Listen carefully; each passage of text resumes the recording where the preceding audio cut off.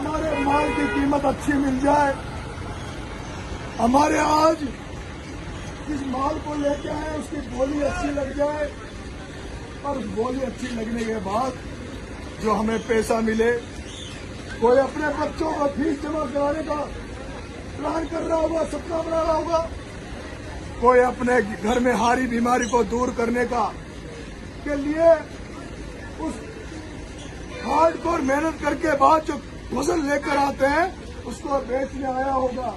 कुछ लोग मजबूरी में बेचने आए होंगे, किसी को ये टेंशन होगी, चिंता होगी कि समय पर बोलने का पैसा नहीं देंगे, समय पर बैंक का पैसा नहीं देंगे तो कोई बड़ा संकट नहीं आ जाए। सब लोग मेरे इस बात का मैं सोचता हूँ, मैं कुछ ऐसा करूँ जिससे हमारे जो किसान हैं वो जब उनकी इच्छा हो वो इतने मजबूत हो जाए, जब उनकी इच्छा हो उनके माल उनके घर में रहे, जब उनकी इच्छा हो अपना माल को बेचे और अपने बच्चों को अपने परिवार को पाल पोस कर बड़ा करे।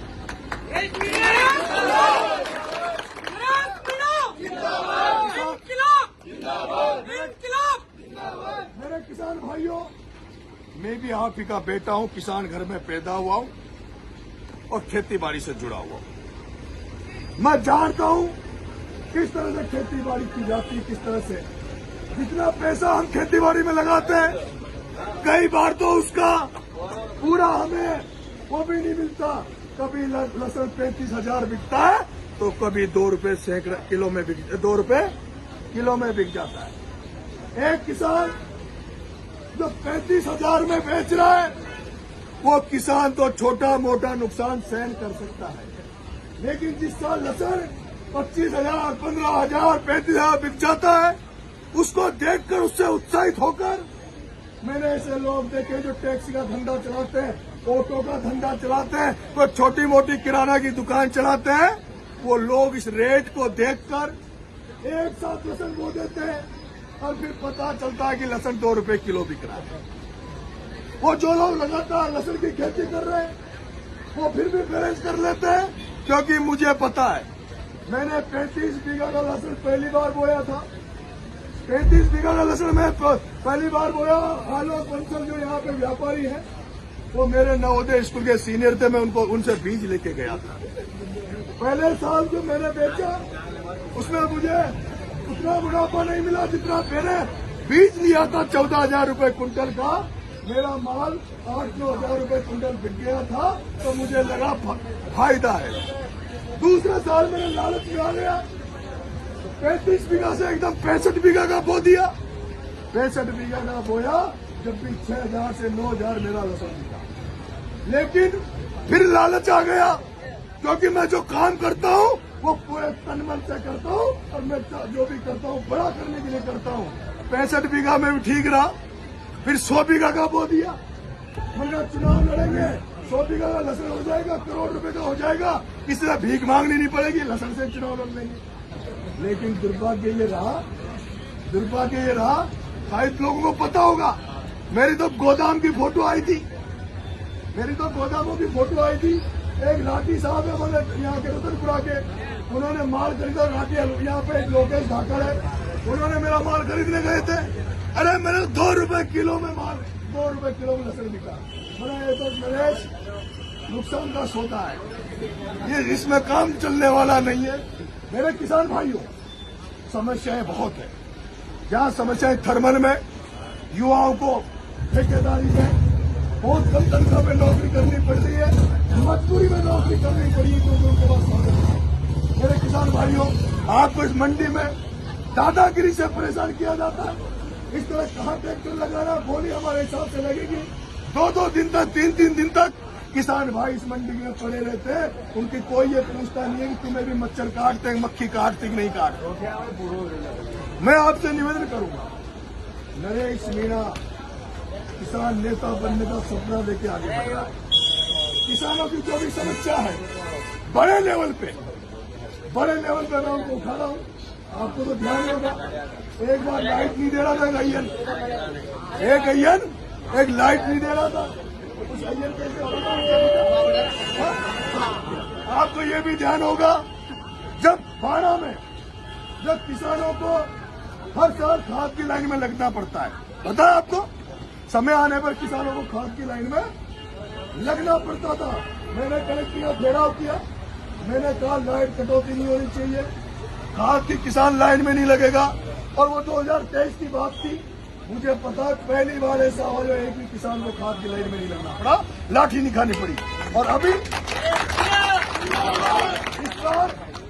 इस बार मैं चुनाव लड़ रहा था, देवली उनियारा, खाद का समय था, सर्दियों का समय था, मैं समय नहीं दे पाया तो फिर से लाइन लगी, फिर से पुलिस की लाठियां किसानों पे पड़ी।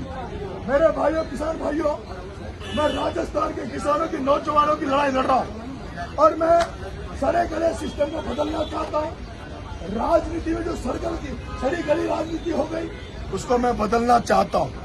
अगर आपको लगता कि मेरे में सच्चाई है, ईमानदारी, आप मेरा साथ देना, क्योंकि अब मैं छपरा से चुनाव नहीं लड़ूंगा, ये मैंने कह दिया है। अगली बार मैं जिसका साथ देने आऊंगा वो छपरा का बेटा होगा, जो 24 घंटे तुम्हारी सेवा में यहाँ हाजिर होगा, उसको मैं यहाँ चुनाव लड़ाऊंगा।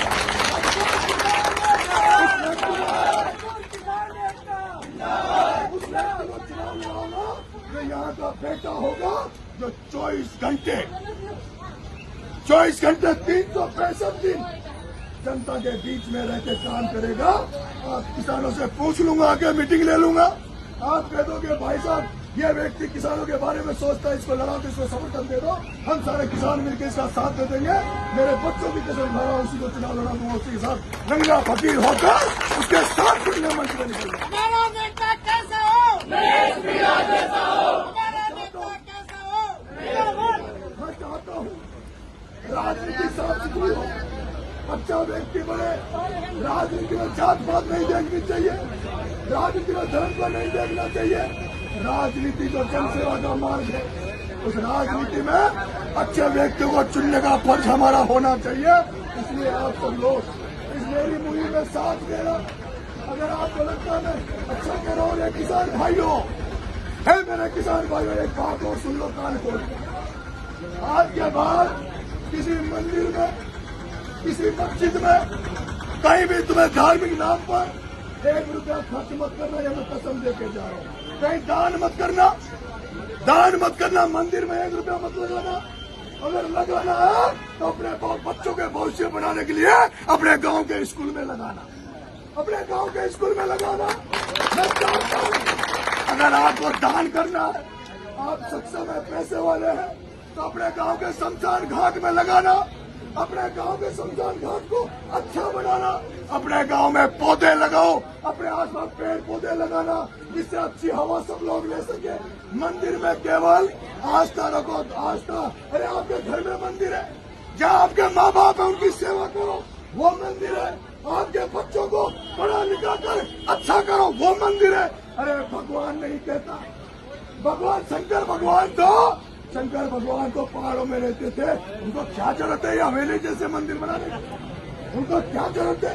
भगवान राम तो सभी के बेर खाते थे, 14 साल जंगल में रहे। क्या राम भगवान क्या तुम्हारे किसानों के खून पसीने के पैसे मांगेगा क्या भगवान ये कहेगा कि किसानों तुम अपने बच्चों को मत मारो, तुम अपने घरों को मत पढ़ाओ, तुम अपनी झोपड़ियों में रहो, तुम पक्के मत मकान में रहो? क्या भगवान ये कहेगा कि तुम अपने पेट काट के उसके लिए पैसा करते हो? भगवान नहीं कह रहा, वो बाबा खाटू श्याम नहीं कह रहा। नरेश मीणा खाटू का भक्त है, बाबा खाटू मुझे दिखता है, बाबा खाटू कहता है नरेश चिंता कहाँ जाए?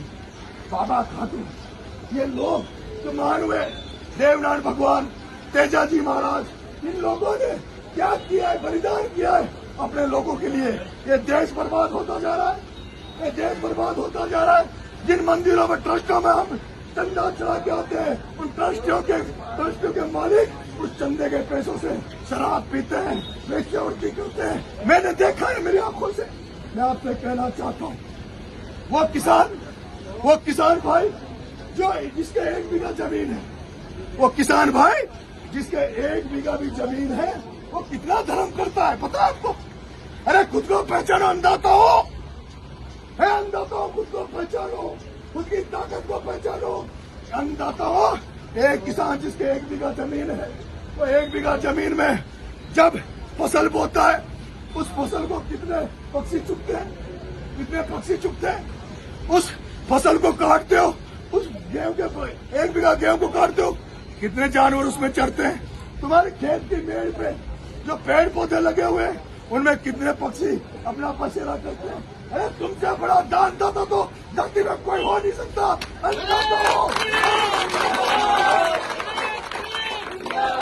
तुम दुनिया को पाल रहे हो, तुम दुनिया को पाल रहे हो, तुम दुनिया को सब कुछ दे रहे हो। मैं तुमसे आग्रह है किसान भाइयों, अपनी दशा को सुधारना है, अपनी दिशा को सुधारना है, अपने बच्चों को पढ़ाओ।